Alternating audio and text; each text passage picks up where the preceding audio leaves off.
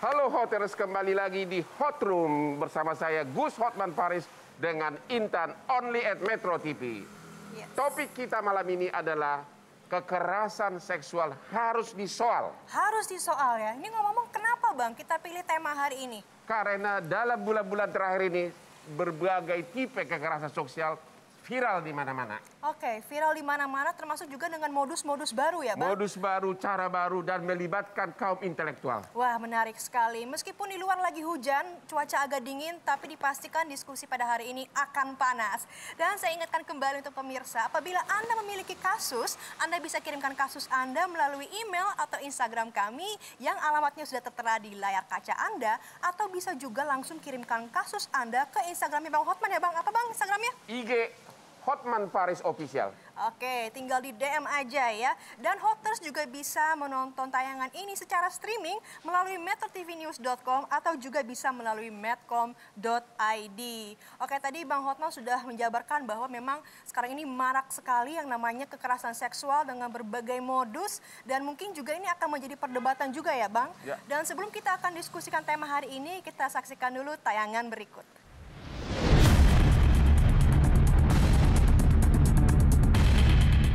Indonesia sedang tak baik-baik saja, lantaran penjahat kelamin masih terus berkeliaran. Baru-baru ini, BA, seorang pelaku kekerasan seksual berkedok dosen yang melakukan penelitian tentang swinger, menjebak 50 lebih korban.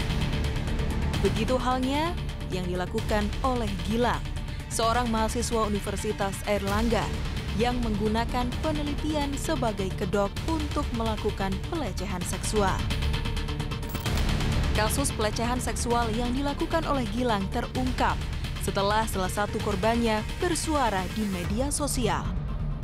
Korban mengatakan dia diminta oleh Gilang untuk membantu risetnya perihal bungkus-membungkus. Kasus ini banyak memakan korban berstatus mahasiswa baru dengan kedok penelitian dan penyalahgunaan status sebagai senior kampus. Gilang menjebak korbannya. Kasus kekerasan seksual juga diduga menyasar seorang mahasiswa berprestasi, alumnus salah satu universitas di Yogyakarta, IM. Pada April 2020, beberapa teman dari penyintas memberanikan diri untuk bersuara di media sosial. Dari situ kemudian satu persatu pengaduan dengan pelaku sama berdatangan ke LBH Yogyakarta. Kemudian AF, seorang penyintas kasus perkosaan di Bilangan Bintaro, akhirnya memberanikan diri untuk menceritakan kisahnya di media sosial. 1 tahun setelah peristiwa itu terjadi, sang pelaku pun kerap melakukan aksi teror melalui sosial media terhadapnya. Keempat kasus di atas setidaknya menjadi potret ragam kasus kekerasan seksual di Indonesia. Hot Room malam ini akan membahas kekerasan seksual harus disoal.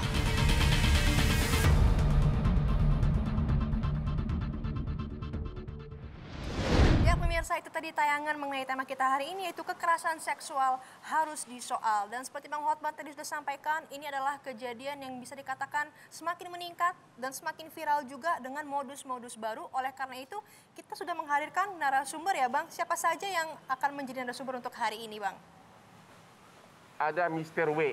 Mr. W? Ya, Mr. W yang katanya dugaan korban fetis ya. Ya. Oke, Ya. betul. Satu lagi pengacaranya AF. AF, Ya. ya.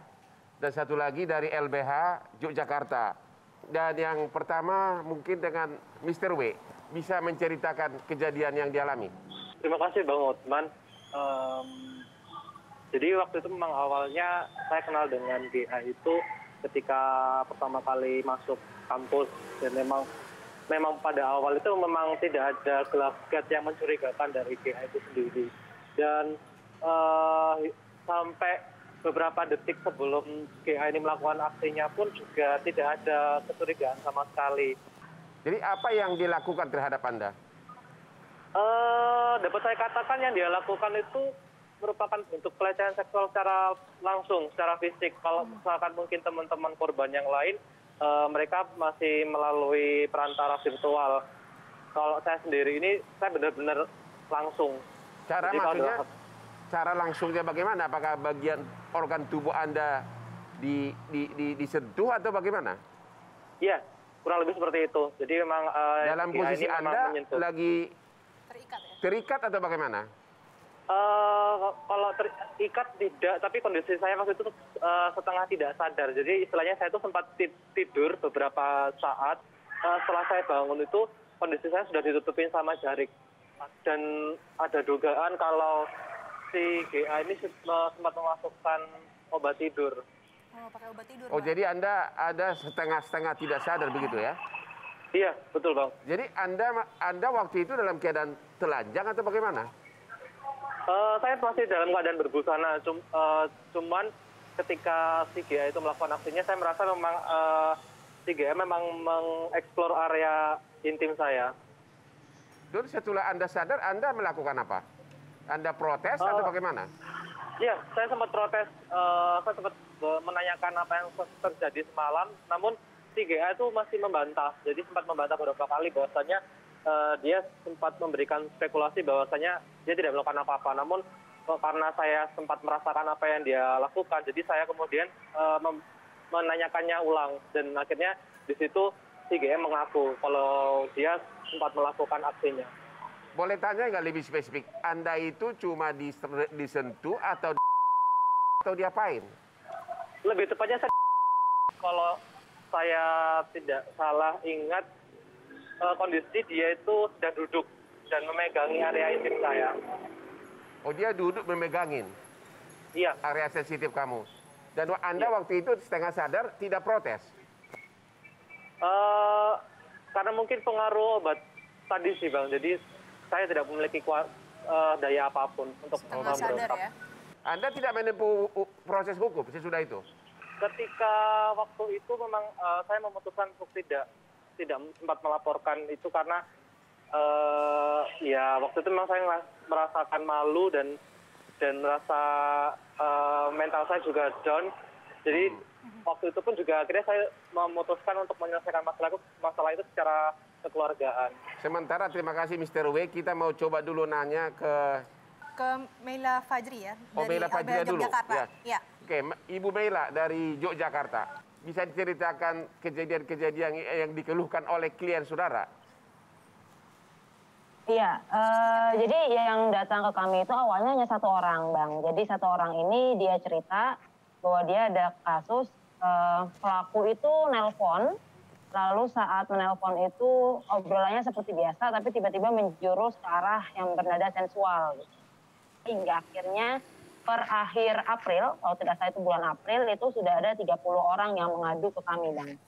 30 orang yang mengadu, perbuatan konkret yang dilakukan oleh oknum tersebut bagaimana?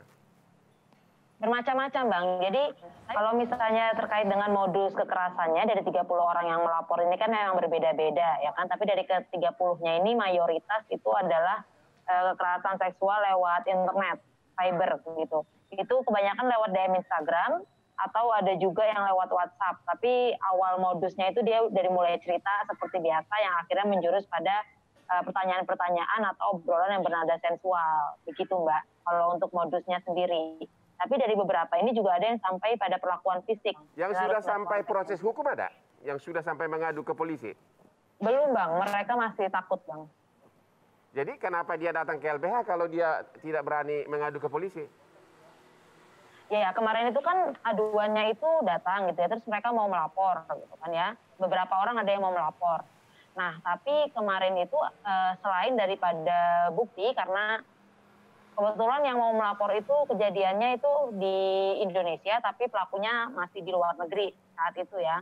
Jadi saat mau pelaporan itu agak sulit di di pembuktiannya itu karena kan hanya lewat telepon dan telepon itu nggak terekam. Oh, gitu. begitu. Jadi Oke, saat itu terima nggak kasih. terekam. Sementara, Bu, kita mau lanjut dulu ke pengacara dari AF, rekan Abraham Srijaya. Bang, kita tahan dulu ya Bang, soalnya memang ini sangat menarik sekali. Ya. Memang yang Abang sebut tadi pengacara AF ini kasusnya memang sempat viral juga karena memang korban sempat mengekspos kejadian ini di sosmednya. Hampir 1 tahun ya. Hampir 1 tahun dia ini ya. Mengaku diperkosa. Betul, dan akhirnya mengekspos kejadian tersebut di sosial media. Nah nanti kita akan tersambung langsung dengan pengacara AF. Oleh karena itu jangan kemana-mana, tetap di Hot Room.